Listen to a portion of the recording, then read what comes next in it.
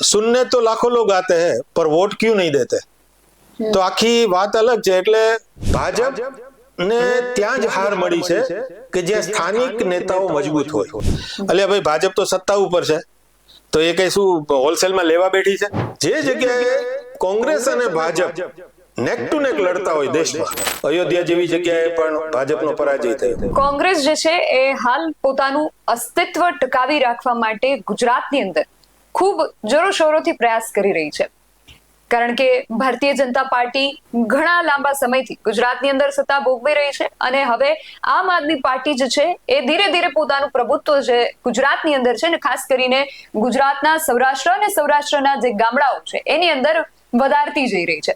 ત્યારે કોંગ્રેસ માટે ગુજરાતની અંદર પોતાના અસ્તિત્વનો પ્રશ્ન ઉભો થઈ ગયો છે અને ગુજરાતની અંદર છેલ્લા 7 મહિનાની અંદર કોંગ્રેસના વરિષ્ઠ નેતા રાહુલ ગાંધીની જે વિઝિટ્સ છે, જે મુલાકાતો છે, 7 મહિનાની અંદર 5 મુલાકાતો થઈ ગઈ છે. તો વારંવાર શા માટે રાહુલ ગાંધીને ગુજરાત આવવાની જરૂર પડી રહી છે?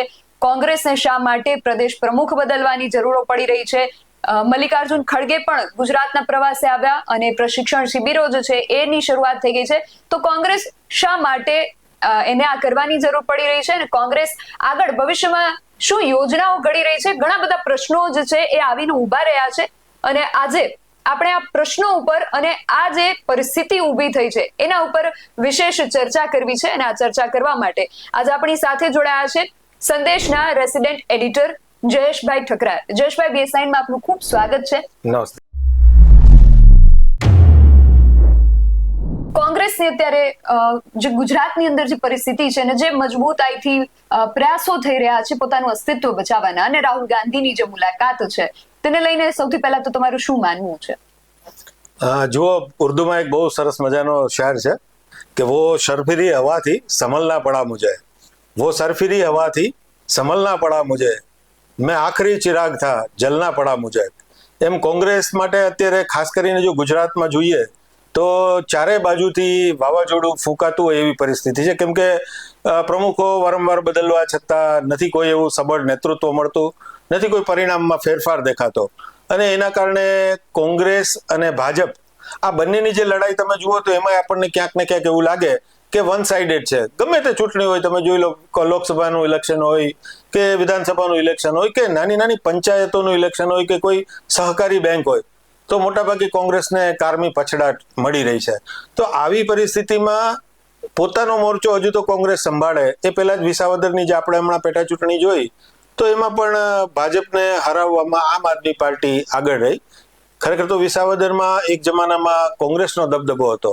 તો આ બધા જ વાવાઝોડામાં અત્યારે રાહુલ ગાંધી માટે જે કહેવાય ને કે એ એકમાત્ર એવા ચિરાગ છે કે એણે પોતે આ વાવાઝોડાની સામે કોંગ્રેસ કેવી રીતે ટકી રહે એના માટે સ્ટ્રેટેજી ગોઠવવી પડે. અને ઘણી બધી વખત પરિસ્થિતિ એવી હોય છે કે નાવ ઓર નેવર. જો તમે અત્યારે કાંઈ ના કરો તો પછી ક્યારેય કાંઈ થઈ શકવાનું નથી. આખું ગુજરાત અને સૌરાષ્ટ્ર તમે જુઓ ને તો વિલેજીસ અને જે અર્બન એરિયાઝ છે એમાં કેટલાક પોકેટ એવા છે કે જે ભાજપ વિરોધી મતો છે, હતા અને રહેશે. અને એ મતો દિવસે દાડે કોંગ્રેસમાંથી ઘટતા આજે ખૂબ જ ઓછા એટલા માટે થઈ ગયા કે એવા મતો અંકે કરી શકે એવા મોટાભાગના કોંગ્રેસના નેતાઓ ભાજપમાં જતા રહ્યા. તો હવે આવી પરિસ્થિતિને જો તમે ડેમેજ કંટ્રોલ ના કરો તો આ પરિસ્થિતિ એક વખત તમારા માટે એક એવી જીવલેણ બીમારી ઊભી કરી દે કે ક્યારેક તમારી ડિપોઝિટ પણ જતી રહે. તો આ પરિસ્થિતિમાં જ્યારે આમ આદમી પાર્ટીએ વિસાવદરની બેઠક જીતી અને ગોપાલ ઇટાલિયા જે રીતે સોશિયલ મીડિયા ઉપર અત્યારે એનું માર્કેટિંગ કરી રહ્યા છે, અને આમ આદમી પાર્ટી તો આમ પણ ભાજપની સામે સોશિયલ મીડિયાની લડાઈમાં તો બરાબરની ટક્કર આપે એવી પાર્ટી છે. અને બીજું, ગોપાલ ઇટાલિયા ગ્રાસરૂટના નેતા હોય એવી છબી ઊભી કરી રહ્યા છે. તમે જુઓ કે એ ઇન્સર્ટ કરતા નથી, એ સરસ સાદો શર્ટ પહેરે છે અને મોટાભાગે ક્યારેક એ બાઇક ઉપર નીકળી પડે, ક્યારેક સ્કૂટર ઉપર નીકળી પડે અને ગામે ગામ ફરતા રહે. અને માત્ર ફરતા રહે એવું નહીં, એ જ્યાં જ્યાં ફરે છે એ બધી જ બાબતોના વિઝ્યુઅલ્સ એ સોશિયલ મીડિયા ઉપર અપલોડ કરતા રહે છે. એટલે આ જે જમાનો છે કે જેમાં માર્કેટિંગ ને પેકેજિંગ બહુ જરૂરી છે, એમાં આમ આદમી પાર્ટી ઘણું બધું માઇલેજ લઈ રહી છે અત્યારે. તો હવે જો કોંગ્રેસના જે વિરોધી મતો છે અને ભાજપના વિરોધી મતો છે, આ બંનેની જો તુલના કરવામાં આવે તો કોંગ્રેસ વિરોધી મતો તો આમ પણ ઘણા બધા છે. તો જે ભાજપ વિરોધી મતો છે એમાં જે કોંગ્રેસને મળવાના મતો હોય એ આમ આદમી પાર્ટીની જોડીમાં ના જતા રહે. એટલા માટે અત્યારથી જ કોંગ્રેસે કંઈક એવું ડાયનેમિક કરવું પડે, અને એવું ડાયનેમિક કરવું પડે કે જેના કારણે આગામી જે 4 મહિના પછી સ્થાનિક સ્વરાજ્યની ચૂંટણીઓ આવી રહી છે એમાં કોંગ્રેસ ક્યાંક દેખાય. જેમ કે તમે રાજકોટ જુઓ કે જામનગર જુઓ કે ભાવનગર જુઓ તો કોંગ્રેસ પાસે બહુ જૂજ બેઠકો છે. જુનાગઢ એકમાત્ર એવું છે કે જે કોંગ્રેસ પાસે 21 બેઠકો છે મહાનગરપાલિકામાં, તો પણ એ છે તો વિપક્ષના હરોળમાં જ. તો આવી પરિસ્થિતિમાં તમારી પાસે જ્યારે આખા સૌરાષ્ટ્રમાં એક એવો બેલ્ટ કે જ્યાં એક સમયે તમારી 30 થી 40% વિધાનસભાની બેઠકો રહેતી હતી, આજે આખા સૌરાષ્ટ્રમાં કોંગ્રેસ પાસે માત્ર સોમનાથની એક જ બેઠક છે. તો આ પરિસ્થિતિમાં જો તમે હવે જાગો નહીં તો તમારે બધું જ ગુમાવવા માટે તૈયાર રહેવું પડે. અને એટલા માટે જ બહુ વ્યૂહાત્મક રીતે જુનાગઢમાં જેને સંગઠન સૃજન કહેવામાં આવે છે એવી 10 દિવસીય શિબિર રાખવામાં આવી, અને એમાં મલ્લિકાર્જુન ખડગે પણ આવી ગયા અને રાહુલ ગાંધી પણ આવ્યા છે. તો આખું એક એવો વ્યૂહ ગોઠવાઈ રહ્યો છે કે જે લોકો સક્રિય છે એમને વધુ સક્રિય બનાવવા, અને જે લોકો નિષ્ક્રિય છે કે જેમાંથી હવે તમે આઉટ ઓફ ડેટ છે જેને કહી શકાય કે જેમાંથી કઈ મળી શકે એમ નથી કોંગ્રેસને, તો કાંઈ એમને માનભેર વિદાય આપી દેવી અને કાંઈ એમની જગ્યાએ કોઈ બીજા લોકોને નિમી દેવા. તો આ મને લાગે છે કે એક સારું વિઝન છે કોંગ્રેસનું, અને એના માટે જ લોકોમાં એક સારી ઇમેજ ઊભી થાય એ માટે રાહુલ ગાંધી અચાનક જ ગુજરાતની મુલાકાતો પણ વધારી રહ્યા છે. અને ખાસ કરીને એમનો જે જૂનો બેલ્ટ જેને ગણી શકાય સૌરાષ્ટ્રનો, કે જેમાં સોરઠ, ગીર સોમનાથ આ આખી પટ્ટી આવે છે, પોરબંદરના ગ્રામ્ય વિસ્તારોની, રાજકોટના કેટલાક ગામો, તો આ બધા વિસ્તારો ઉપર કોંગ્રેસનું જે પ્રભુત્વ ભૂતકાળમાં હતું, હવે તો એ બહુ લાંબો ભૂતકાળ થઈ ગયો છે, એમને રિવાઇવ કરવા માટે રાહુલ ગાંધી આ યાત્રાએ નીકળ્યા છે. જી, અને જે રીતે આપણે હમણાં વિસાવદરની ચૂંટણીની વાત કરી, તો વિસાવદરની ચૂંટણી સમયે જે રીતે આપણે જોયું હતું કે ભારતીય જનતા પાર્ટી હોય, કોંગ્રેસ હોય કે આમ આદમી પાર્ટી હોય, ત્રણેય પાસે એમના જે ઉમેદવારો હતા એ પાટીદાર સમાજમાંથી આવતા હતા. એટલે અહીંયા એ લોકો જે સામાજિકરણ કરીને કે સામાજિક મેળાવડાઓ યોજીને એમના જે સામાજિક મતો છે એને પોતાની તરફ ખેંચવા પ્રયાસો કરતા હતા, એ અહીંયા સદંતર નિષ્ફળ થઈ ગયા હતા, કારણ કે ત્રણેય ઉમેદવારો જે હતા એક જ સમાજમાંથી હતા. પછી એવું જ આપણે જો બીજી કેટેગરીમાં પણ જોઈએ તો ખેડૂત નેતાઓ હોય છે, તો કોંગ્રેસ પાસે પાલભાઈ આંબલિયા જેવા ખેડૂત નેતા છે, તો આમ આદમી પાર્ટી પાસે રાજુ કરપડા જેવા ખેડૂત નેતાઓ છે.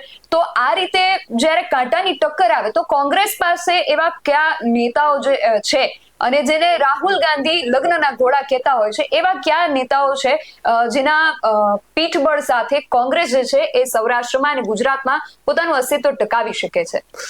નિધિ, તમારો પ્રશ્ન બહુ પ્રસ્તુત છે, પણ મને જે ચૂંટણીના બહુ જાણીતા સ્ટ્રેટેજિસ્ટ છે પ્રશાંત કિશોર, એમણે ચૂંટણીમાં વિજય માટેની એક બહુ સરસ મજાની વ્યાખ્યા કરેલી છે.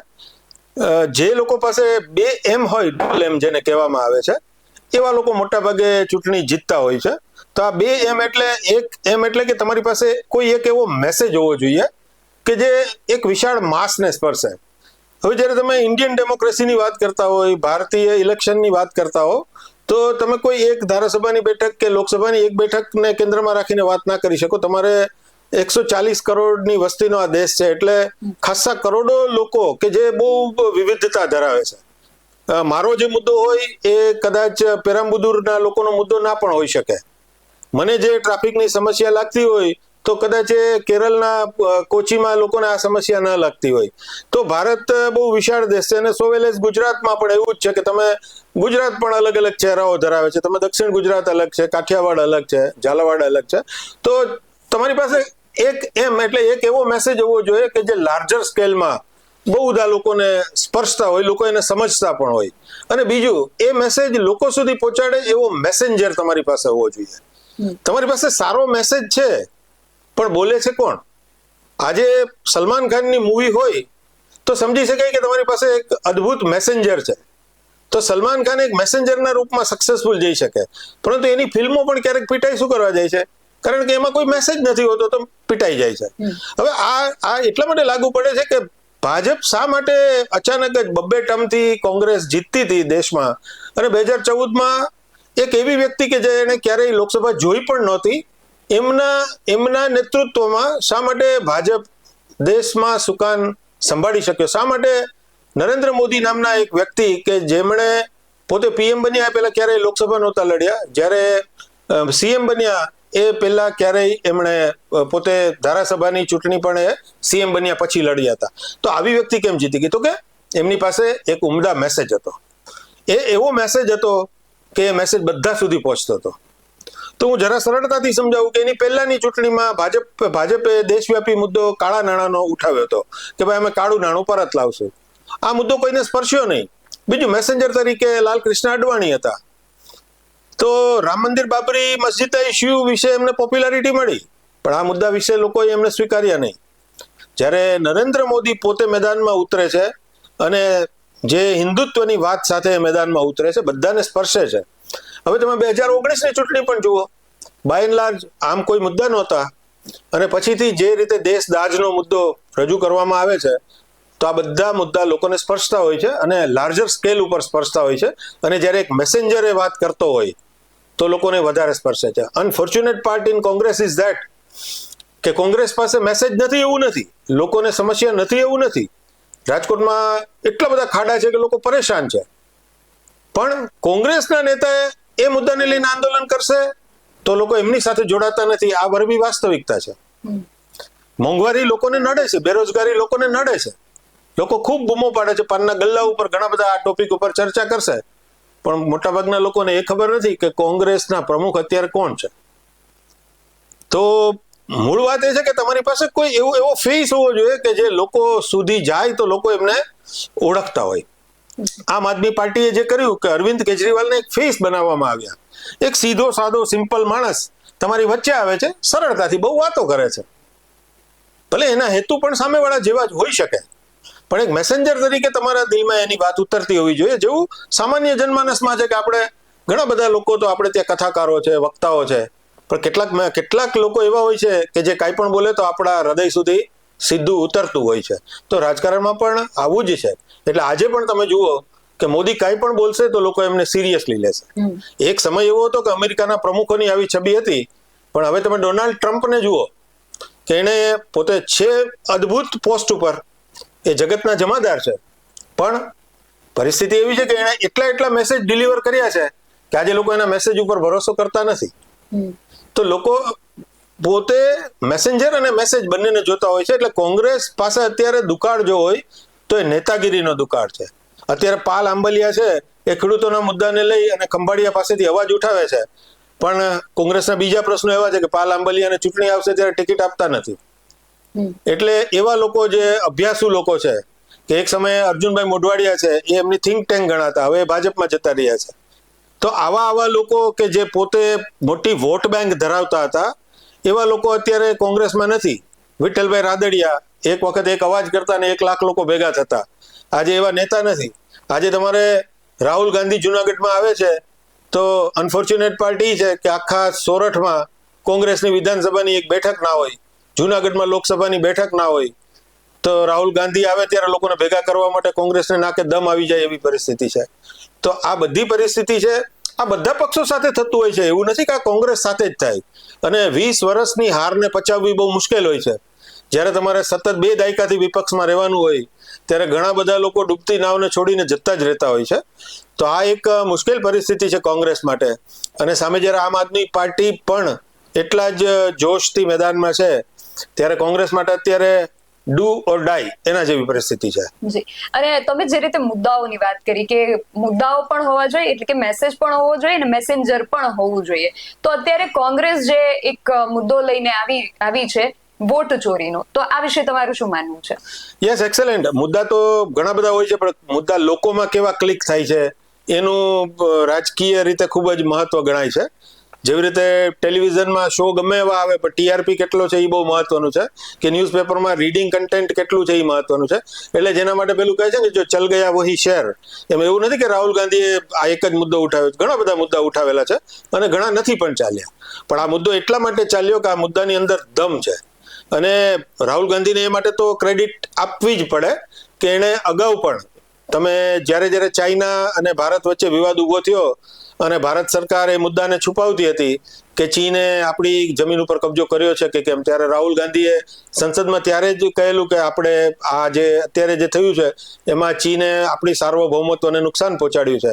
આવી જ રીતે રાહુલ ગાંધીએ કોરોના વખતે પણ જ્યારે તરત જ આપણે કોરોના ઉપર આપણે લોકડાઉન જાહેર કરવામાં આવ્યું ત્યારે પણ એમણે પહેલાથી કીધું હતું કે આ રસ્તો ના હોઈ શકે. તો એવા ઘણા બધા મુદ્દા એમના ઉઠેલા, પણ મેં તમને અગાઉ કીધું એમ કે મેસેજ એમની પાસે નહોતો એવું નહોતું, પણ ત્યારે એમની જે ઇમેજ હતી ને આજની ઇમેજ છે એમાં આસમાન જમીનનો ફરક છે. અને અગેન મારે એ વાત અહીંયા ટાંકવી પડે કે 20 વર્ષથી ગુજરાતમાં જેવી રીતે કોંગ્રેસ નથી, એવી રીતે 2014થી દેશમાં કોંગ્રેસ બહુ ખરાબ પરિસ્થિતિમાં છે કેન્દ્રીય સ્તરે. આવી સ્થિતિમાં સતત હાર ઉપર હાર, પરાજયના જો સામનો કરતા કરતા પણ અને લોકો ભાતના અપશબ્દો બોલે, ભાતની ટિપ્પણીઓ કરે અને છતાં પણ ટકી રહેવું, આવું જોમ, આવો જુસ્સો અને આવી ખુમારી બહુ ઓછા લોકોમાં હોય છે. ભલે તમે એમને ગમે તે કહો કે પરિવારવાદ છે કે ગમે તે, પરિવારવાદ તો લગભગ બધા પક્ષોમાં ચાલે છે અને કોઈ પણમાં ન ચાલતો હોય એવું નથી, પણ એક જ માણસને ટાર્ગેટ કરવા માટે ભાજપની સોશિયલ મીડિયાની 2000 લોકોની ટીમ 24 કલાક ખડે પગે રહેતી હોય તો એ બધા સમજે છે કે ભાજપ જેને સૌથી મોટું ભલે દૂરનું જોખમ ગણતા હોય તો એ રાહુલ ગાંધી જ છે. અને એના મુદ્દા ઉપર ભલે મોડા તો મોડા પણ ઘણી બધી વખત ભાજપે પણ વિચાર કરવો પડ્યો છે. કોંગ્રેસનું જે નબળું પરિણામ છે એ તમામ વખતે રાહુલ ગાંધી દોષિત નથી, અને કોંગ્રેસની જે અત્યારની પરિસ્થિતિ છે એમાં ઘણી બધી અંશે રાહુલ ગાંધી પોતે જવાબદાર પણ છે. એ અલગ સંશોધનનો અને ચર્ચાનો વિષય હોઈ શકે, પરંતુ વોટ ચોરીનો જે અત્યારે મુદ્દો છે અને એમાં ખાસ કરીને ચૂંટણી પંચ પોતે જે રીતે ડિફેન્સમાં આવી ગયું અને ચૂંટણી પંચે એવું કહેવું પડ્યું કે તમે સોગંદનામું કરો, અને કોંગ્રેસે કીધું કે ના અમે સોગંદનામું નહીં કરીએ. તો આ જે રાજકારણમાં કેવું છે કે રાજકારણમાં તમે દૂધ અને દહીંમાં પગ નથી રાખી શકતા. ઘણા લોકો રાખવા જાય છે, બે ઘોડા ઉપર પગ રાખે તો એ ઊંધા માથે પડતા જ હોય છે આવા લોકો. રાહુલ ગાંધી એ કેટેગરીમાં નથી આવતા, એટલે એને એવું સ્વીકાર્યું કે સોગંદનામું તો નહીં જ કરવું. જેવી રીતે જ્યારે એમની ઉપર એમનું સંસદ સભ્ય તરીકેનું એમનું પદ ગયું અને એમને જેલમાં જવાની નોબત આવી કે એમના ઉપર જે મુકદ્દમો ચાલવાની વાત આવી, ત્યારે પણ એ અડગ હતા કે હું આ કામ તો નહીં જ કરું. અને પછી અલ્ટિમેટલી મુદ્દો રીથિંક થાય છે અને પછી જે થાય છે. પરંતુ રાજકારણમાં આવું જ ચાલે છે, અને એ માટે તમે જુઓ કે નરેન્દ્ર મોદીનું પણ એવું જ છે. અમેરિકા ગમે એટલું કૂદ્યું કે ભાઈ અમે સીઝ ફાયર કરાવ્યું છે, ક્રેડિટ લેવી હતી એવું માટે ડોનાલ્ડ ટ્રમ્પે એક્સ ઉપર જે પણ કીધું, પણ નરેન્દ્ર મોદી ટસના મસ નહોતા થયા. એવી જ રીતે જે ટેરિફ વોર ચાલુ થઈ ત્યારે પણ નરેન્દ્ર મોદી પોતાના દેશના હિતોના ભોગે ડોનાલ્ડ ટ્રમ્પ સામે ઝૂક્યા નહીં. અને જે ચાઇનાને આપણે દુશ્મન ગણતા હતા, કે જે રશિયા સાથે એક લિમિટેડ આપણે રિલેશન કરતા હતા, તો અત્યારે એણે સ્ટ્રોંગલી વધારી દીધું અને ડોનાલ્ડ ટ્રમ્પને સીધો જ જવાબ આપવા માટે હતું. તો આ છે સ્પષ્ટતા, આ છે ક્લેરિટી, આ છે વિઝન. તો એક રાજકારણી હોવું અને એક રાજપુરુષ હોવું, જેને પોલિટિશિયન કહેવામાં આવે અને અંગ્રેજીમાં રાજપુરુષને ડિપ્લોમેટ કહેવામાં આવે, આમાં આસમાન જમીનનો ફરક હોય છે. એ વિચક્ષણ હોય છે, એ વિઝનરી હોય છે, એ લાંબુ વિચારતા હોય છે. તો અત્યારે જે વોટ ચોરીનો મુદ્દો છે એ બહુ રાઈટ ટાઈમે કોંગ્રેસે ઉઠાવ્યો છે, એવા સમયે કે બિહારમાં ઇલેક્શન માથા ઉપર છે અને સૌથી વધુ આ મુદ્દો બિહારમાં જ છે. અને પૂરા દેશમાં એક મુદ્દો તો ચાલતો જ હતો કે ભાઈ આ જે ઇલેક્શન થાય છે એમાં જ્યાં જ્યાં કોંગ્રેસ જીતી શકે એવી કેટલીક સીટ્સ હતી, એમાં પણ ડ્રામેટિકલી કોંગ્રેસની હાર થઈ. પરિણામોમાં ઘણી બધી વખત વિલંબ થયો. એટલે આવા ઘણા બધા મુદ્દા ઘણા સમયથી ચર્ચાતા હતા, પરંતુ પ્રથમ વખત કોંગ્રેસે પૂરા એવિડન્સ સાથે, પૂરા હોમવર્ક સાથે અને એ પણ નેશનલ લેવલેથી આ વોટ ચોરીનો મુદ્દો ઉઠાવ્યો છે. અને હવે એક બાબત એ પણ છે કે કેટલીક વખત એવું બનતું હતું કે કેટલાક પ્રો બીજેપી લોકો રાહુલ ગાંધીને કન્સિડર નહોતા કરતા. આજે સોશિયલ મીડિયાના જમાનામાં સ્વતંત્રતાનું ડાયમેન્શન આખું બદલી ગયું છે, અને એના કારણે કોઈ લોકો આ મુદ્દાને થોડો દબાવવા માંગતા હોય તો પણ એવું દબાવી ના શકાય. એટલે એને મોકળું મેદાન મળ્યું અને એ મુદ્દો ખરેખર જ આજે ચર્ચાસ્પદ છે. ભારતમાં તો છે જ અને વિદેશમાં પણ છે. ભલે ભાજપવાળા હંમેશા જ્યારે એમની વિરોધની કોઈ વાત કરવામાં આવે તો હંમેશા એમ કહેશે કે આ તો ભારત વિરોધી વાત છે. રાહુલ ગાંધી વિદેશમાં જઈને કોઈ ભાજપની ટીકા કરે તો ભાજપવાળા તો એક જ કેસેટ છે એમની પાસે કે આ તો વિદેશમાં જઈને ભારતની બુરાઈ કરે છે. It's not that. તમારી બુરાઈ કરે છે, દેશની બુરાઈ નથી કરતા, પણ લોકો સમજે છે. અને એના કારણે જે વોટ ચોરીનો મુદ્દો છે એ અત્યારે પૂરા દેશમાં ચર્ચાનું કેન્દ્ર તો જરૂર બન્યો છે. જી, અને આપણે અત્યારે નેશનલ ને ઇન્ટરનેશનલ લેવલ પર શું ચાલી રહ્યું છે તેના વિશે તો વાત કરી, પરંતુ આપણે ફરી ગ્રાઉન્ડ લેવલ ને આપણી જે નજીકનો લોકલ લેવલ જે એરિયા છે ત્યાંની જો વાત કરીએ તો ગુજરાતની અંદર કોંગ્રેસ પાસે ત્યારે લોકસભાની માત્ર એક જ સીટ છે, અને સૌરાષ્ટ્રની વાત કરીએ તો સૌરાષ્ટ્રમાં પણ વિધાનસભાની લગભગ એક જ સીટ છે. તો કોંગ્રેસ જે છે અહીંયા કઈ રીતે પોતાનું અસ્તિત્વ ટકાવી શકશે ને ફરી ઊભી થઈ શકશે? જુઓ, જ્યારે બિઝનેસમાં અપ્સ એન્ડ ડાઉન આવતા હોય ને ત્યારે ઘણી બધી વખત ડાઉનફોલ આવે ને તો એના ઓપોર્ચ્યુનિટી ગણવી જોઈએ. હવે એ ઓપોર્ચ્યુનિટીમાં તમે કેવું બિહેવ કરો છો એના માટે ફિલોસોફિકલી એવું કહેવાય છે કે કોઈ પણ માણસ કેવો છે જો માપવો હોય ને તો એ જ્યારે ખૂબ જ સુખી હોય ને ત્યારે એ મપાઈ જાય, અને એ કે સૌથી દુઃખી હોય ત્યારે મપાઈ જાય. એમ અત્યારે કોંગ્રેસને જો સાચી પોતાની ઇમેજને મેકઓવર કરવું હોય, ખાસ કરીને ગુજરાતમાં, તો એણે એ જ મોડેલ અપનાવવું જોઈએ કે જેણે કેન્દ્રમાં અપનાવ્યું, કે જેવી રીતે રાહુલ ગાંધીએ પૂરા ભારતની યાત્રા કરી. માત્ર એસી ચેમ્બરોમાં બેસી અને સંઘર્ષના સમયમાં તમે પરિસ્થિતિને બદલી શકતા નથી. તો કોંગ્રેસના સ્થાનિક નેતાઓ એમણે કર્ણાટકમાંથી બોધ લેવાનો છે કે તમે જોજો પૂરા દેશમાં ભાજપને ત્યાં જ હાર મળી છે કે જ્યાં સ્થાનિક નેતાઓ મજબૂત હોય. તમે ઉત્તર પ્રદેશમાં જુઓ કે જે રીતે સમાજવાદી પાર્ટીએ સ્થાનિક મજબૂત ઉમેદવારો ઊભા રાખ્યા, તો ભલે યોગીનું ઘણી બધી આપણે ઇમેજની વાતો થઈ, માર્કેટિંગ થયું, પરંતુ અંતે સમાજવાદી પાર્ટીને ઘણી બધી સીટો મળી. અયોધ્યા જેવી જગ્યાએ પણ ભાજપનો પરાજય થયો. તો એના માટે સ્થાનિક નેતાઓ જોઈએ. જેમ કે કર્ણાટકમાં કોંગ્રેસનો વિજય થયો કારણ કે ત્યાં એમની પાસે મજબૂત સ્થાનિક નેતાઓ છે. જે જગ્યાએ કોંગ્રેસ અને ભાજપ નેક ટુ નેક લડતા હોય દેશમાં, તમે જો બધી બેઠકો ઉપર એવું નથી, પણ કોંગ્રેસે જો જીતવું હશે, સાઇઝેબલ બેઠકો વધારવી હશે, તો જ્યાં ભાજપની સાથે એમની નેક ટુ નેક લડાઈ છે, 1-to-1 લડાઈ છે, એવી વધુમાં વધુ બેઠકો એને જીતવી પડશે. તો થાય છે શું? એવું ગુજરાતમાં થતું નથી બિલકુલ. ગુજરાતમાં ભાજપ અને કોંગ્રેસ સામસામે લડે છે, કોંગ્રેસ હારી જાય છે. મધ્યપ્રદેશમાં કોંગ્રેસ અને ભાજપ લડે છે, હારી જાય છે. જ્યાં જ્યાં માત્ર કોંગ્રેસ અને ભાજપ છે ત્યાં હારી જાય છે. પણ તમે દક્ષિણમાં જુઓ, દક્ષિણમાં કોંગ્રેસના સમર્થિત પ્રાદેશિક પક્ષો છે એ બરાબરની ટક્કર આપે છે. અને દક્ષિણમાં આજે પણ ભાજપનું બુલડોઝર ત્યાં ફરતું નથી, કારણ કે ત્યાં સ્થાનિક નેતાઓ આગળ છે એટલા માટે. તો કોંગ્રેસે કદાચ સાઇઝેબલ લેવલ ઉપર જો પૂરા દેશમાં વિજય મેળવવો હશે તો કેટેગોરિકલી એમણે એવા રાજ્યોમાં કે જ્યાં પોતે સીધી ભાજપની સાથે સ્પર્ધામાં છે ત્યાં પોતાની બેઠકો વધારવી પડશે. તો પહેલો દાખલો આપણે ગુજરાતનો લઈએ તો 26 બેઠકો હોય, એમાંથી 25 બેઠકો ભાજપ પાસે છે, તો એણે એ બેઠકો વધારવી પડશે. અને એ જ બેઠકોનું પહેલું પુનરાવર્તન સ્થાનિક સ્વરાજ્યની સંસ્થાઓથી થાય. અને સ્થાનિક સ્વરાજ્યની સંસ્થામાં આજે હું જરા આખો રાહુલ ગાંધીનો પ્રોગ્રામ છે એમને સમજતો હતો, તો કેસી વેણુગોપાલ અને એમના નેતાઓએ એક બહુ સરસ વાત કીધી કે કોંગ્રેસના જે જિલ્લા પ્રમુખો છે, જે શહેર પ્રમુખો છે, આમાંથી જે લોકો નિષ્ક્રિય છે એ લોકો માનભેર પોતે જ વિદાય લઈ લે, કારણ કે એ લોકો કોંગ્રેસ માટે કોઈ કામ કરતા નથી. અને એમણે એક બહુ સરસ વાત કીધી કે કેટલાક નેતાઓ છે એ પાર્ટી માટે એસેટ હોય છે અને કેટલાક લોકો લાયબિલિટી હોય છે. તો જો જે લોકો પક્ષ માટે એસેટ છે, પક્ષ માટે મૂલ્યવાન સંપત્તિ છે, જેમણે પક્ષ માટે પોતાનું માત્ર જીવન જ ખર્ચ્યું છે એવું નથી, એમણે પોતે અત્યારે પણ બદલાતા પ્રવાહમાં ભાજપ સાથે કેવી રીતે મુકાબલો કરવો એ માટે કાર્યરત છે. એમનું શરીર પણ સારું ચાલે છે અને એમનું દિમાગ પણ અત્યારે કાર્યશીલ છે. તો આવા લોકોને એ લોકો એક્ટિવ રાખવા માંગે છે. અને જે લોકો નિષ્ક્રિય છે એમણે 90 દિવસનું અલ્ટિમેટમ આપ્યું છે.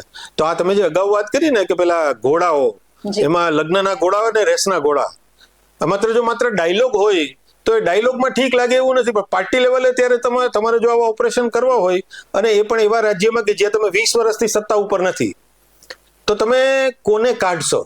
અને કાઢશો તો તમારી પાસે કેવા રિપ્લેસમેન્ટ છે? અને એ પણ ચૂંટણીના સમયમાં જે નવા લોકો આવશે એ એવું કાર્ય કરશે કે કેમ? શું એ લોકો પાછા ભાજપમાં ભળી જશે કે નહીં? આ બધું વિચારીને તમારે કરવું પડે. પણ if you want to start something, તમારે ગણતરીપૂર્વકનું જોખમ તો લેવું જ પડે. અને કોંગ્રેસે આવો દિશા નિર્દેશ જે અત્યારે આપ્યો છે, અને જો આ દિશામાં એ કામ કરશે તો મને એવું લાગે છે કે એમની આખી જે નવી કેડર છે, જે કેટલાક પેલા ચપ્પટ બેસી ગયેલા લોકો છે ને કોંગ્રેસમાં વર્ષોથી ચીટકીને બેઠા હોય, પોતાના માનીતાઓને જ ટિકિટ અપાવે, પોતાની મરજી પડે ત્યારે ભાજપ સાથે સેટિંગ કરી લે, આવા લોકોને બદલે એક નવી કોંગ્રેસ કદાચ આપણને ગુજરાતમાં જોવા મળે. અને મને લાગે છે કે નજારો તો જ બદલાય કે જો તમે ચશ્મા બદલો તો, જો તમે દ્રષ્ટિ બદલો તો. એટલે કોંગ્રેસે આ ચાલુ તો કર્યું છે, લેટ અસ સી કે એ આગળ જઈને શું એના પરિણામ રૂપ આપણને નવા કેવા મંજર જોવા મળે છે. જી, અને જે રીતે આપણે નવી કોંગ્રેસની વાત કરી, તો જે જૂની કોંગ્રેસ છે કે આપણે 2-2.5 દાયકાની જો વાત કરીએ તો જેટલા કોંગ્રેસના જે આગેવાન નેતાઓ હતા અને એમાંથી ઘણા બધા આપણે જોયું કે કોંગ્રેસ છોડીને એમણે પક્ષ પલટો કર્યો છે, તો આ બધાની અસર કોંગ્રેસ ઉપર કેવી થઈ શકે છે અને ભવિષ્યમાં હવે કોંગ્રેસ આને લઈને શું પગલાઓ લઈ શકે છે? જુઓ, મોટાભાગે લોકો આ વસ્તુને જ્યારે મૂલ્યાંકન કરે છે ને, એની હું તમને એ વાત કહી દઉં કે લોકો એમ માને છે કે બધા કોંગ્રેસમાં કઈ છે નહીં એટલે કોંગ્રેસ છોડીને બધા લોકો ભાજપમાં જતા રહ્યા છે. એટલે ભાઈ, ભાજપ તો સત્તા ઉપર છે, તો એ કઈ શું હોલસેલમાં લેવા બેઠી છે? એ લોકો પાસે કઈક એવો દમ છે, એવો કઈક એનામાં કઈક એવું સત્વ છે, એવું કોઈક તત્વ છે કે જે ભાજપના એ વિસ્તારના સ્થાનિક નેતા પાસે નથી, તો એ કોંગ્રેસના લોકોને લઈ રહ્યા છે અને બધાને નથી લઈ રહ્યા. તો કોંગ્રેસના એ નેતાઓ જે ગયા છે એ કારણથી ગયા છે, એ સમજવા જેવું છે કે 20 વર્ષથી જેમણે કોંગ્રેસ માટે જીવન આપ્યું. તમને એક ઉદાહરણ આપું કે જવાહર ચાવડા કે જે સતત 4 ટર્મથી કોંગ્રેસમાંથી જીતતા હતા, વિઠ્ઠલભાઈ રાદડિયા એ પોતે ભાજપમાંથી પણ જીતે, રાજપમાંથી પણ જીતે ને કોંગ્રેસમાંથી પણ જીતે. આવું જેમની પોતાની વોટ બેંક હોય, અર્જુનભાઈ મોઢવાડિયા કે જે આખા દેશમાં ભાજપનો વેવ હોય અને છતાં ગાંધીજીનો જન્મ થયો છે એ પોરબંદરમાંથી એ ભાજપને હરાવી દે. તો આવા સ્ટ્રોંગ નેતાઓ ત્યારે જ જાય કે જ્યારે એમને દૂર દૂર સુધી પોતાની પાર્ટીનું, પોતાનું ખુદનું કોઈ ભવિષ્ય ના લાગે. અને એ માટે તો સેન્ટ્રલ લીડરશિપ જવાબદાર છે કે જો પેલા રાજહંસ જેવું એ નથી કરી શકતા. રાજહંસને તમે દૂધ આપો તો એમાંથી નીરક્ષીરનો ભેદ પારખી શકે, દૂધ અને પાણીને જુદા પાડી શકે. તો સાચી લીડરશિપ એને કહી શકાય કે જેને ખબર છે કે કેટલા આમાં સાચા હીરા છે અને કેટલા ખોટા છે.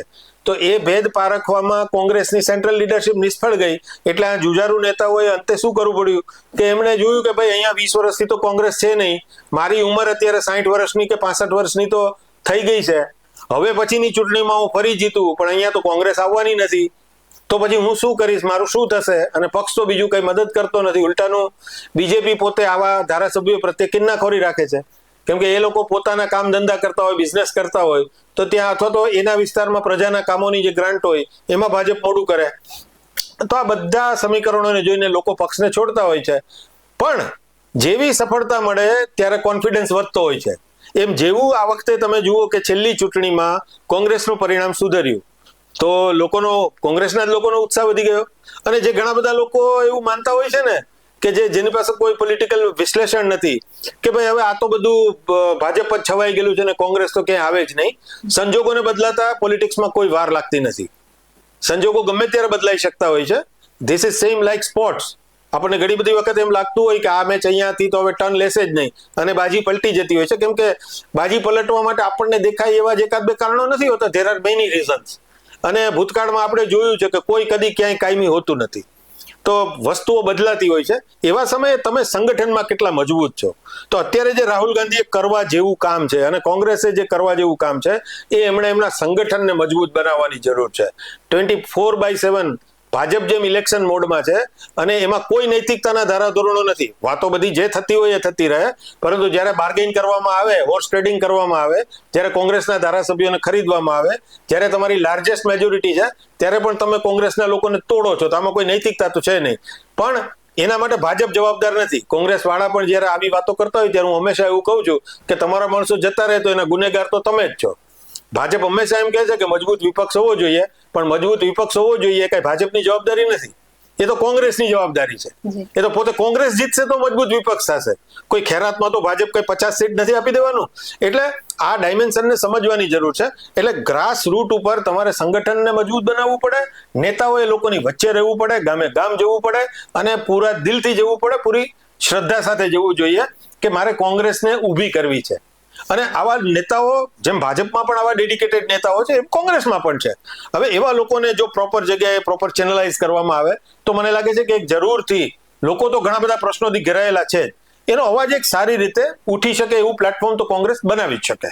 જી, અને તમે જે રીતે વિપક્ષની વાત કરી, મજબૂત વિપક્ષની, તો ગુજરાતની અંદર અત્યારે ભારતીય જનતા પાર્ટી પાસે ઐતિહાસિક સીટો છે ને ખૂબ બહુમતી ધરાવે છે અને વિપક્ષ જે છે એ નબળું છે અને વિપક્ષમાં કોંગ્રેસ છે એ કોંગ્રેસનું નબળું પ્રદર્શન વિપક્ષ તરીકે એ ગુજરાત અને ગુજરાતની જનતાને કેટલું અસરકારક છે?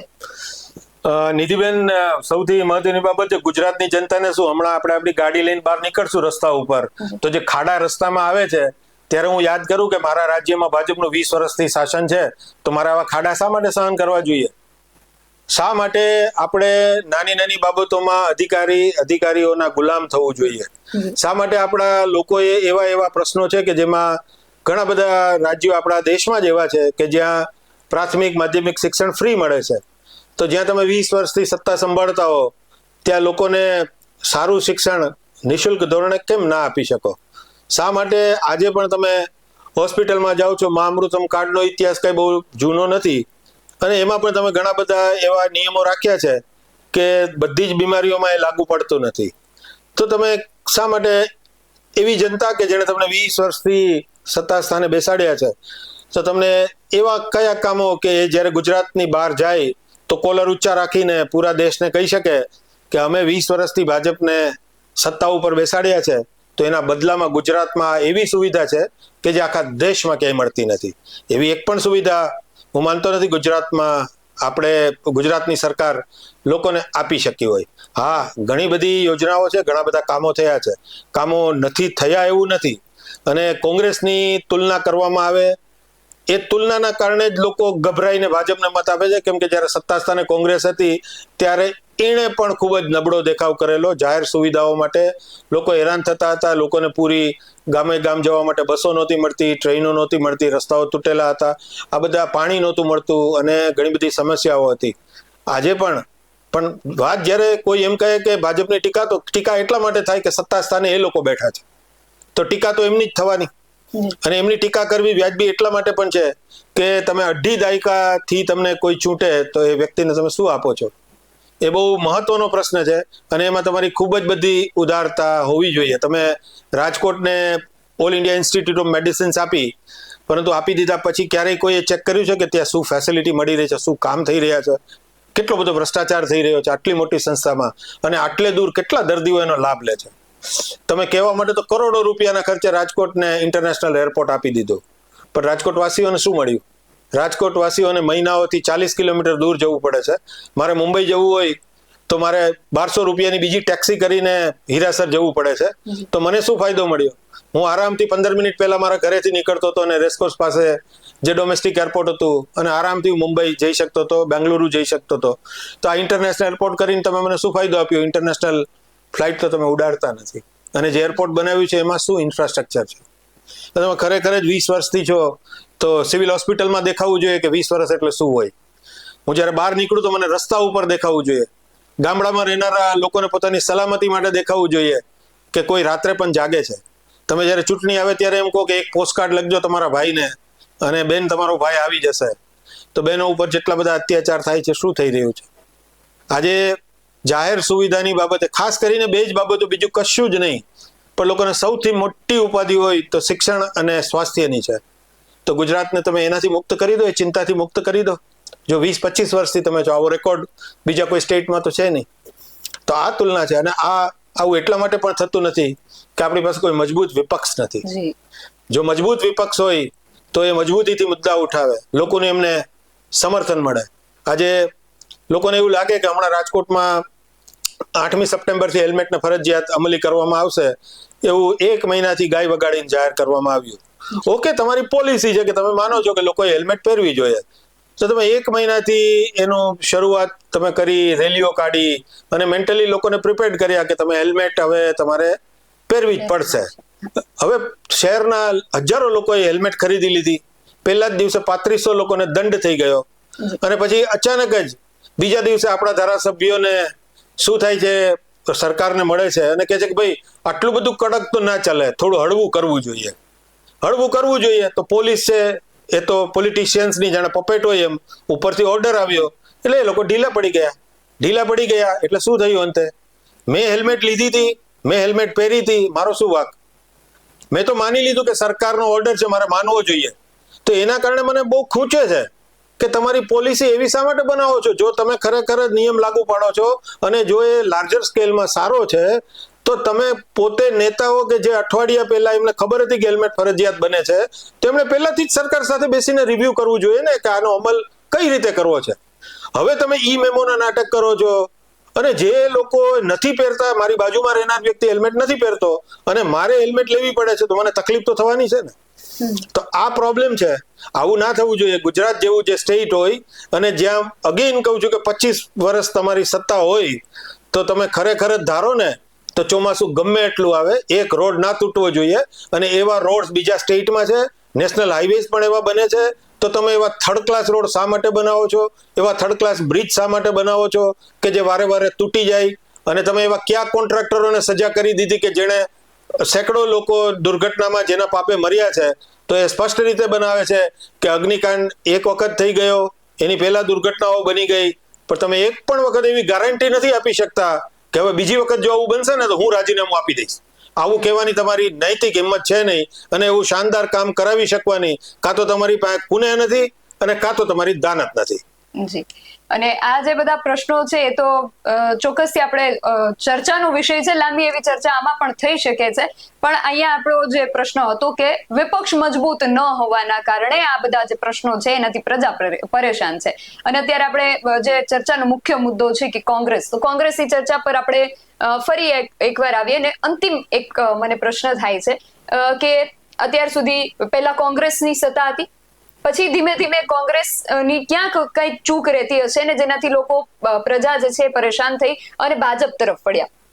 પછી ભાજપ સતત 20, 25, 30 વર્ષથી ગુજરાતની અંદર શાસનમાં છે, અને હવે કદાચ પ્રજા જે છે એમાં ભાજપ પ્રત્યે પણ રોષ જોવા મળી રહ્યો છે અને પ્રજા ત્રસ્ત છે. અને જો કે આપણે છેલ્લા અમુક વર્ષોથી આ જોઈ જ રહ્યા હતા, પરંતુ જે રીતે આપે જ વાત કરી કે લોકો પાસે સારો ઓપ્શન નહોતો.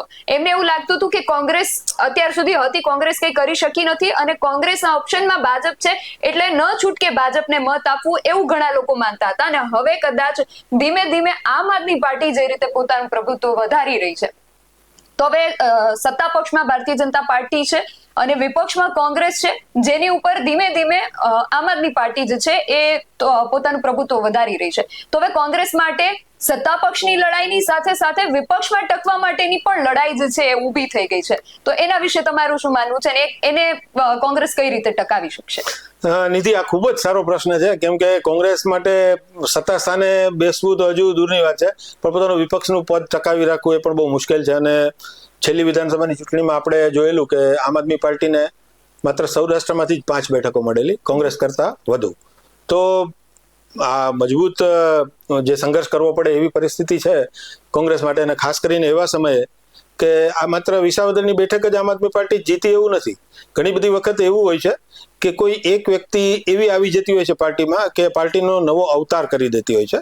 એમ તમે સૌરાષ્ટ્રમાં અત્યારે જુઓ તો ગોપાલ ઇટાલિયા જે જગ્યાએથી જીત્યા અને જે સ્ટાઇલથી આ વિજયની ઉજવણી થઈ રહી છે, આ વિજયને જે રીતે એન્કેશ કરવામાં આવી રહ્યો છે, જેવી રીતે રાજકારણમાં તો કેવું હોય છે કે ઘટનાઓ તો બનતી હોય છે, એમાં તમે ક્રેડિટ કેવી રીતે લો છો અને એ ક્રેડિટને લોકો પાસે કેવી રીતે કન્વિન્સ કરાવો છો. જેમ કે ભારતે પાકિસ્તાન ઉપર હુમલો કર્યો, તો આમ તો કામે લશ્કરનું હતું, લશ્કરે જડબાતોડ જવાબ દીધો હતો. પણ તમે ધારો તો સરકારની રીતે પણ ક્રેડિટ લઈ શકો અને લોકો તમે કઈ પદ્ધતિથી અનુસરો છો એ મુજબ તમને ક્રેડિટ આપતા પણ હોય છે. તો ગોપાલ ઇટાલિયાની જીત સાથે આમ આદમી પાર્ટીએ તમે જુઓ કે એવા વિસ્તારો એ શોધી રહ્યા છે કે જ્યાં ભાજપમાં આંતરિક અસંતોષ છે, તદુપરાંત જ્યાં કોંગ્રેસ સાવ નબળી છે. એમણે જોયું કે જુનાગઢમાં ભાજપમાં આંતરિક અસંતોષ છે, વિખવાદ છે, જવાહર ચાવડા જેવા લોકો એમનાથી નારાજ છે, તો જુનાગઢના ગામે ગામ ગોપાલ ઇટાલિયા ફરી રહ્યા છે. એવી જ રીતે અમરેલીમાં પણ એવું છે કે લોકસભામાં ટિકિટોનો મામલો ખૂબ ચગેલો, તો અમરેલીમાં પણ એ પ્રવાસ કરી રહ્યા છે. અને રાજકોટમાં પણ આપણે અત્યારે જોઈએ છીએ કે ભાજપના 2 જૂથો અંદર પાખડે છે, તો અહીંયા પણ એન્કેશ કરવા માટે આવી ગયા છે. આ સ્ટ્રેટેજિકલ એમની મૂવ છે. તો અત્યારે સોશિયલ મીડિયાનો પ્રભાવ ઘણો બધો લોકો ઉપર જોવા મળી રહ્યો છે, અને સોશિયલ મીડિયાને હેન્ડલ કરવા માટે સોશિયલ મીડિયા એક મૂવી જેવું છે, અને મૂવીમાં તમારી પાસે હીરો તરીકેનો એક ફેસ જોઈએ, એવો ફેસ કે જે લોકો જોવા ઈચ્છતા હોય. તો કોંગ્રેસ પાસે પહેલા તો એવો ફેસ જોઈએ કે જે ગોપાલ ઇટાલિયાની સામે એને મૂકવામાં આવે તો લોકો એને વધારે પ્રિફર કરે. હું એમ નથી કહેતો કે કોઈ એકાદ વિસાવદરની સીટ જીતવાથી ગુજરાતમાં કોઈ ભૂકંપ આવી જાય રાજકીય રીતે અને આમ આદમી પાર્ટી રાતોરાત છવાઈ જાય. It is not possible. ચૂંટણીમાં છવાઈ જવું, ચૂંટણીમાં સભાઓ કરવી અને ચૂંટણી જીતવી, આ તો આખું તદ્દન અલગ જ બાબત છે. જેમ કે અટલ બિહારી વાજપેયી વર્ષો પહેલા એક વખત રાજકોટ આવેલા અને એમની સભામાં 1 લાખ લોકો હતા, હવે એ સમયે ગુજરાતમાં ભાજપનો કોઈ ગજ વાગતો નહોતો, તો અટલ બિહારી વાજપેયીએ એવું કીધેલું કે સુનને તો લાખો લોગ આતે હૈ પર વોટ ક્યું નહીં દેતે.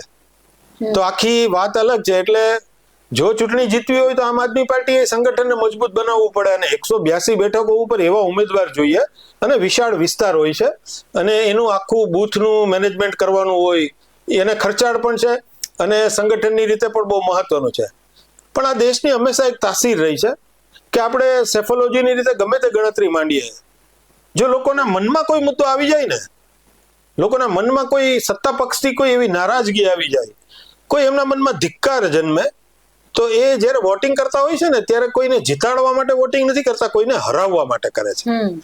અને ભાજપ માટે અત્યારે પોઝિટિવ સાઇન છે છેલ્લી જે ચૂંટણીઓ આવી કે એમાં ભલે એની બેઠકો છેલ્લે થોડી ઓછી થઈ, ઘણી જગ્યાએ એમણે સીટો ગુમાવી, પણ હજુ એ ક્યાંય એમના પ્રત્યે પૂરા દેશમાં એટલો કોઈ ધિક્કારનો માહોલ નથી કે આ લોકોને તો હરાવવા જ છે, એવું નથી. જેવું કોંગ્રેસે જ્યારે સત્તા ગુમાવી ને ત્યારે આખા દેશમાં એક એવો વેવ ઉભો થયો કે આને તો કાઢો જ. હવે જ્યારે આવો મૂડ લોકોનો હોય ને ત્યારે તમારે સંગઠનની કે બીજા કોઈ બાબતોની બહુ જરૂર પડતી નથી. મને અહીંયા કોણ ઉભો છે, મનસુખભાઈ ઉભા છે કે ધનસુખભાઈ, મને મતલબ જ નથી, મારે હરાવવાની જ છે ભાજપને. પણ એવું ભાજપ માટે નથી અત્યારે. એટલે એનો મતલબ એવો છે કે પ્રજા સાથેનું જે સૌહાર્દ જેને કહી શકાય, પ્રજા સાથેનું જે તાલમેલ કહી શકાય, જે પ્રચારનું જે નેટવર્ક હોય એ કહી શકાય, પછી સમાજના જે કેટલાક લીડર્સ છે કે જે સમાજની સાથે સાંકળી શકે પક્ષને, એમ વિવિધ સમાજો છે. જેમ કે તમે ખોડલધામ જુઓ, સરદારધામ જુઓ, વિવિધ જ્ઞાતિ સમૂહો જુઓ, વિવિધ સંસ્થાઓ જુઓ, પછી સમાજમાં જે કાર્યક્રમો યોજાતા હોય, જેમ કે ગણેશોત્સવ યોજાય, નવરાત્રી યોજાય, તો આ બધામાં ભાજપ ક્યાંક ને ક્યાંક સમાજ સાથે જોડાયેલું રહે. તો આના કારણે શું છે કે અર્બન વોટર્સ એમની સાથે જોડાયેલા છે. આમ આદમી પાર્ટી માટે આ લેકિંગ છે. કદાચ લોકો એમને મત પણ આપવા માંગતા હોય, પણ ભાજપ પ્રત્યે એટલો બધો વિરોધ વંટોળ થાય એવો કોઈ મુદ્દો છે નહીં અત્યારે પણ નથી અને અગાઉ પણ ભૂતકાળમાં પણ નહોતો. એટલે એમના માટે કઠિન છે. હવે જે મુદ્દાઓ છે એ એવા મુદ્દાઓ છે કે તમારી પાસે સારો મેસેન્જર હોય તો એ એવા મુદ્દા ઉઠાવી શકે, શોધી શકે અને લોકોને કન્વિન્સ કરી શકે. ઉદાહરણ તરીકે બેરોજગારી મુદ્દો છે ને છે જ, ચલો બરાબર, પણ તમારી સાથે ખુદની સાથે બેરોજગારી માટે આંદોલન ચલાવો છો તો યુવાનો જ તમારી સાથે નથી આવતા. તમારી સાથે જે આંદોલન કરો છો એમાં 70 વર્ષના ઘરડા લોકો હોય છે, તો લોકો કેવી રીતે કન્વિન્સ થાય બેરોજગારીના મુદ્દા માટે? એટલે આ આખી કોંગ્રેસ અને આમ આદમી પાર્ટી, તો એમાં આમ આદમી પાર્ટી અત્યારે જે રીતે ચાલી રહી છે એમને ચોક્કસપણે ફાયદો થવાનો છે. પણ રાહુલ ગાંધીનું જે રીતે આગમન થયું છે અને જે રીતે કોંગ્રેસમાં ફેરબદલ કરી રહ્યા છે, તો મને એવું લાગે છે કે જે પદ્ધતિથી એમણે જે વ્યૂહ ઘડ્યા છે એ અત્યારની પરિસ્થિતિ માટે તો એ જ થઈ શકે એવો વિકલ્પ એમની પાસે હતો. પણ જોવાનું એ રહે છે કે હવે આગળના સમયમાં રાહુલ ગાંધીની આ જ વાતને એમના જિલ્લા પ્રમુખો, શહેર પ્રમુખો એ બધા કેવી રીતે લે છે, કેવી રીતે લોકોના જન સુધી એ પહોંચે છે. જી ચોક્કસથી એ જ પ્રશ્ન મુખ્ય આપણે અંતમાં પણ મૂકીએ કે જે રીતે કોંગ્રેસ ગુજરાતની અંદર મહેનત કરી રહી છે ફરી બેઠી થવા માટે, પોતાનું અસ્તિત્વ વિપક્ષ તરીકે પણ ટકાવી રાખવા માટે હવે કોંગ્રેસ જે છે એ એડી ચોટીનું જોર લગાવી રહી છે. અને આપણે અધિવેશન પણ જોયું કે જે રીતે રાહુલ ગાંધી જે છે, મલ્લિકાર્જુન ખડગે છે, કેસી વેણુગોપાલ છે, બધા જ જે દિગ્ગજ કોંગ્રેસના નેતાઓ છે ગુજરાતની અંદર છેલ્લા 7 મહિનાની અંદર કેટલી મુલાકાતો કરી ચુક્યા છે. અને હવે કોંગ્રેસ જે રીતે એમના જે નેતાઓ, આગેવાન નેતાઓ છે એને ક્લેરિફાઈ કરે છે, લગ્નના ઘોડાને રેસના ઘોડા કહે, કે પછી મલ્લિકાર્જુન ખડગે જે રીતે કહ્યું કે અમુક બગડેલી કેરીઓ છે જે બીજી કેરીને બગાડે છે તો એને દૂર કરે છે. આ બધી જ સ્ટ્રેટેજી છે કોંગ્રેસ ધીરે ધીરે અપનાવી રહી છે અને જોવું હવે એ રહેશે અને રસપ્રદ રહેશે કે કોંગ્રેસ આગામી ચૂંટણીઓ માટે જે તૈયારી કરી રહી છે 2027 એમાં કોંગ્રેસનું પ્રદર્શન જે છે એ કેવું રહે છે અને એના અસ્તિત્વનો પ્રશ્ન જે છે એનો જવાબ કોંગ્રેસ કેવી રીતે આપે છે. આ વિશે તમારું શું માનવું છે અમને કમેન્ટ કરીને ચોક્કસથી જણાવજો. આવી જ વધુ ચર્ચાઓ સાથે મળતા રહીશું. તમે મારી YouTube ચેનલને સબસ્ક્રાઇબ કરવાનું અને અમને Facebook અને Instagram પર ફોલો કરવાનું ભૂલશો નહીં. બાકી અવનવી અપડેટ્સ માટે આપ જોતા રહો BS9 TV ન્યૂઝ. નમસ્કાર.